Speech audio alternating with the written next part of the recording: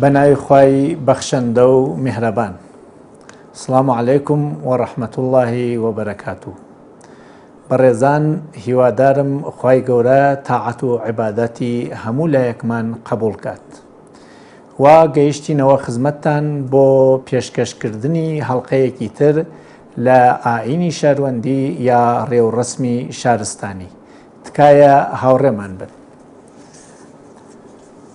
لە کۆمەڵگا هێندێک کات کەسانێک تەکی ئێمە ژیان ئەکەن کە میهرەبانیەکانی ئێمە، لێبوردیەکانی ئێمە، دڵسۆزیەکانی ئێمە و هەوڵ و تەقالاکانی ئێمە بۆ سەمیمیەت، بۆ برایەتی، بۆ چاوپۆشی و ئیغماز سوءئستفادە لێ ئەکەن و کارێک ئەکەن. ئێمە جاروبار پەشیمان بووینەوە لە پیاوەتی و ئاکاری ئینسانیمان.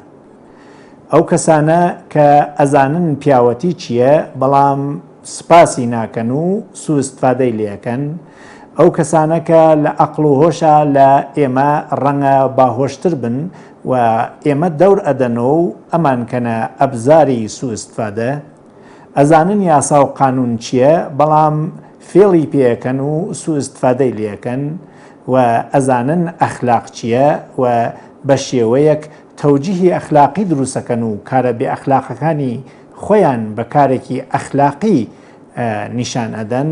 ئێمە پیانێژین بێشعور. ئینسانە بێشعورەکان ئەوانە نین کە نەزانن، ئەوانە نین کە نەفامن، ئەوانە نین کە ڕێگایان بەڵێنیە و ڕێگای هەڵەیان گرتووەتە بەر.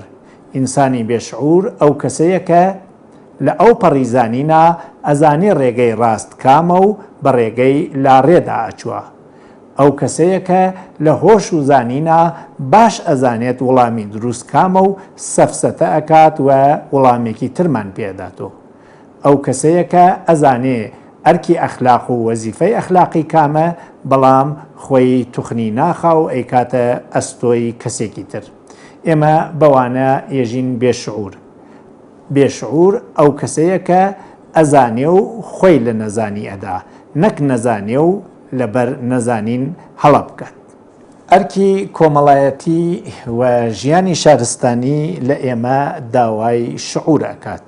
شعور یعنی ئێمە حزوری خۆمان و حزوری بەرانبەر هەست پێ بکەین و ئەحترامی خۆمان و ئەحترامی بەرانبەر، مافی خۆمان و مافی بەرانبەر بەرچاو بکەین و جیاوازیەکانی ئێمە و بەرانبەر و نیازەکانی ئێمە و بەرانبەر بە شێوەیەک تەطبیق بکەین کە ژیانی هەردوولا ئاسان و ڕابتە پڕ لە سەمیمیەت بێت و ئەمە نیازمەندی هاوکاری، تەساهل و مدارا، عەداڵەت و ئازادیە.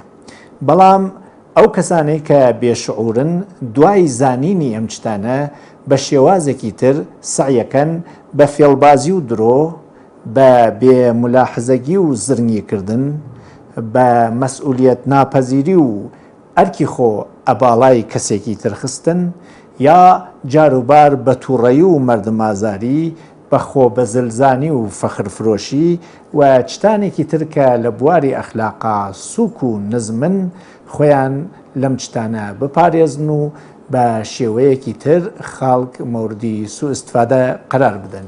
ئێمە بەم کەسانە یێژین بێشعور.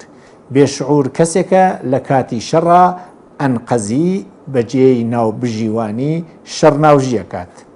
کەسێکە وەختێکانە دەست و دەسەڵاتی بێ ێژێ دەستی خۆم نییە و ماری پێگرم لە خەڵک سوءئستفادەکە. ئەو کەسەیەکە ێژێ تۆ بێڵە بە دۆسی ئەکەنم پۆسی. ئەو کەسەیەکە ئەڵێ گای مەردم، گاڕامی مەردم، ئەگەر نێڕانم نامەردم و بە ئیسلاح ێژن وەبانی ئاوی حمام و ئاشناگرێ، تیرەخەن و کەوانە شارنۆ و خۆیان ئەکەنە گێل. ئەم کەسانە کە ئێمە ئێژین پێیان بێشعور، ویژەگی ئەسڵیان ئەوەیە کە زانین و دانایی و ئەخلاق و ئینسانیەت و معنەویەتیان ئاگا لێیە و بە عامد بەو دێوی ئاڕۆن، یعنی ڕێگە عەوەزی ناچن. ئەگەر ڕێگەی ڕاستیش بنێنە ڕێیان بە ملی ڕێگەی ڕاستە عەوەزی ڕێەکەن.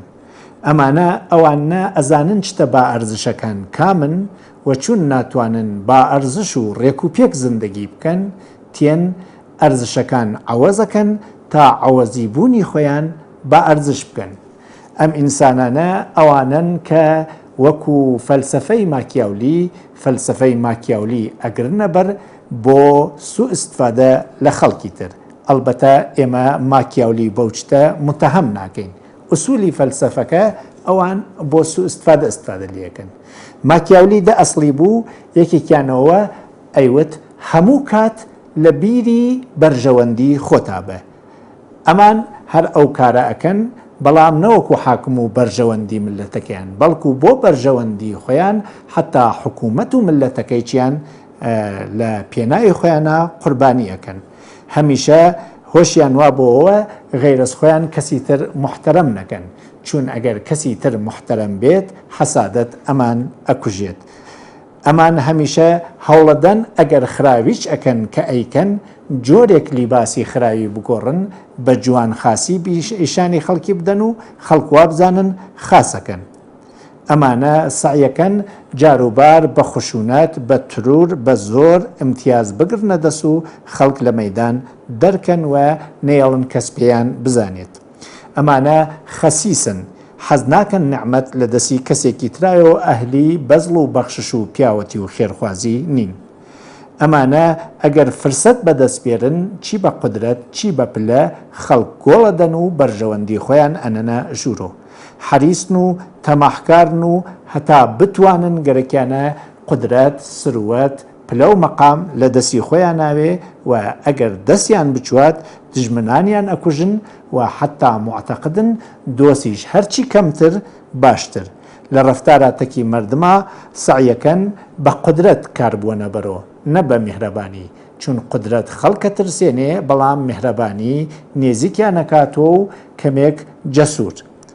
ئەمانە هەمیشە هەوڵەدن لە شەڕ و لە بربەرێکانە بەرەندەون. ئەمانە خۆیان جۆرێک نیشانەدەن خەڵکوا ئەزانن ئەمانە مۆوەفەقن.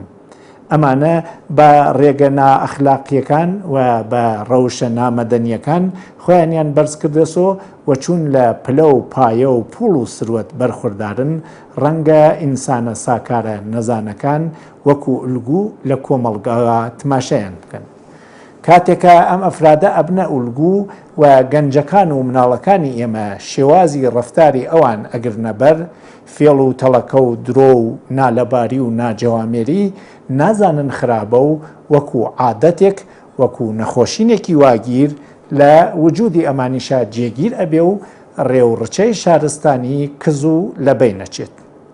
ئەمانە ویژەگیەلێکیان هەیە یعنی تایبەتمەندیەلێکی ئەخلاقیانە ئەهلی سوءاستفادەن درۆزنن ئینکار کونەندەی حەقیقەتن چت ئەخەنە پشتی گوێ و هەرکایەک ئەرکێکە خەینە سەرشانیان بە شێوەیەک تەفرەی ئەدەن خەتابار ئەکەنە کەسی تر و هەمیشە خۆیان بە بێخەتا ئەزانن.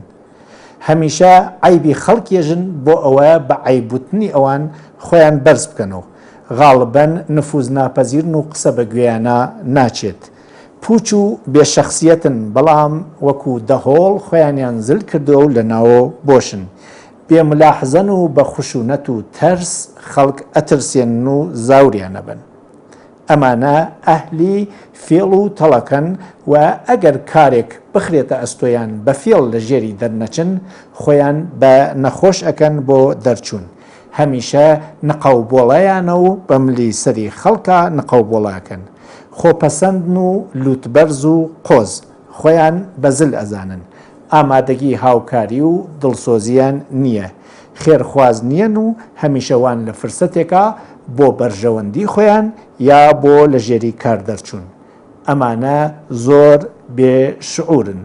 بەڵام بەداخەوە ڕەوشتی ژیانی ئەمان سەرمایە و سروەتیان و فێڵکردن تەکی قانونە کە توانیانە بە هۆشێکی زۆر کە هەسیان و بە عەقڵێکی فرە و بە مشاورێلێکە لە ڕەنگی خۆیانن کۆیەکەنەوە دەوری خۆیان گەندەڵی بکەن و لە ڕێگەی گەندەڵیوە بە ماڵی بەرز بە پوڵی زۆر بە سامانی فرە جوان و گەنجی وڵاتمان بخەڵەتێنن و ڕەوشتی نامەدەنی بکەنە ئاکار و مەدەنیەت و شارستانی لاواز و زەبوون بکەن. ئێمە وەکو مردمێکە ڕێوڕسمی شارستانی بۆمان گرنگە دەبێت لەم ئەفرادانە دوور بکەوینەوە چون خلق و ئاکاریان واگیریە و ئێمەش نەخۆشەخات و مناڵەکانمان لە ئولگو وەرگرتن لەمانە بپارێزین. هیوادارم بێشعوری نەوێتە ڕەویەی ڕەفتاری گەورەکانمان و گەورەی ئێمە لە فەهم و شعوراوێت بۆ خزمەت بە نەتەوەکەمان.